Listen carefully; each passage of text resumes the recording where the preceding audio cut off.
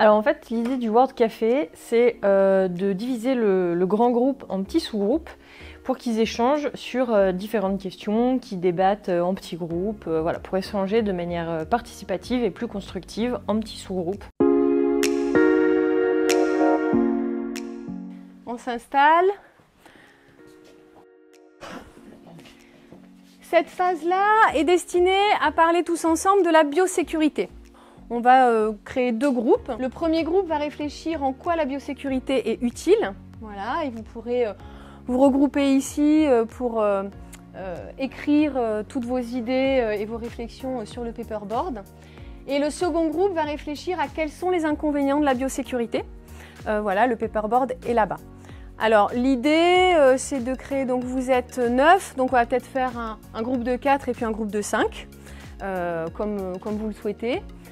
Et l'idée c'est dans chaque groupe de définir une sorte d'animateur un petit peu qui va pouvoir dynamiser les échanges, peut-être poser des questions, sachant que Amandine et moi seront également présentes dans chacun des groupes de façon peut-être à aider à cette animation. Voilà.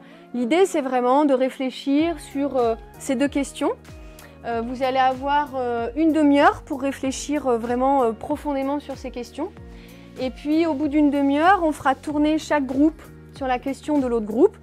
Et vous pourrez, avec une couleur différente, alors par exemple ici, la couleur le premier groupe va écrire en bleu. Et le second groupe qui viendra pourra commenter, rajouter des choses, amender avec une autre couleur qui sera le vert. Voilà. Et ce sera l'inverse, c'est vert et bleu sur l'autre panneau. Donc pour cette seconde phase, chaque groupe aura un quart d'heure à peu près. Et ensuite, on prendra un dernier quart d'heure tous ensemble pour partager et voir ensemble un petit peu ce qui s'est dit sur les deux questions. Est-ce que c'est clair pour vous ? Du coup, pour cette méthode, le matériel nécessaire, c'est une feuille de paperboard par groupe, avec la possibilité d'avoir des marqueurs de différentes couleurs, pour que les gens puissent amender en fait ce que le groupe précédent a mis. C'est-à-dire que par exemple, le premier groupe va écrire en bleu, le deuxième groupe, sur la deuxième question, aura écrit en vert, et donc le premier groupe va garder son crayon bleu pour ajouter du bleu en dessous du vert du deuxième groupe. Merci à tous, et puis je vous propose de tourner, voilà, d'aller découvrir et réfléchir autour de la seconde question. Donc voilà, je vous laisse passer, changer de paperboard. Vous pouvez aussi, si vous le souhaitez, désigner un autre animateur. Vous pouvez au préalable bien réfléchir à la constitution de vos groupes. Donc vous avez des groupes de 6 personnes à peu près, entre 4 et 6 personnes.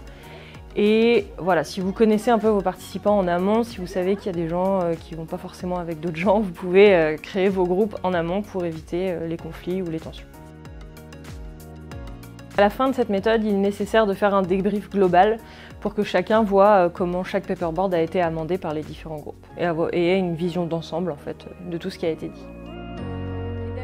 De manière générale, pour que cette méthode fonctionne bien, il va falloir que vous laissiez une personne par paperboard qui va faire le lien en fait entre les différents groupes. Si le groupe qui arrive a des questions sur ce que le groupe précédent a dit, l'autre va pouvoir échanger sur ça et les renseigner.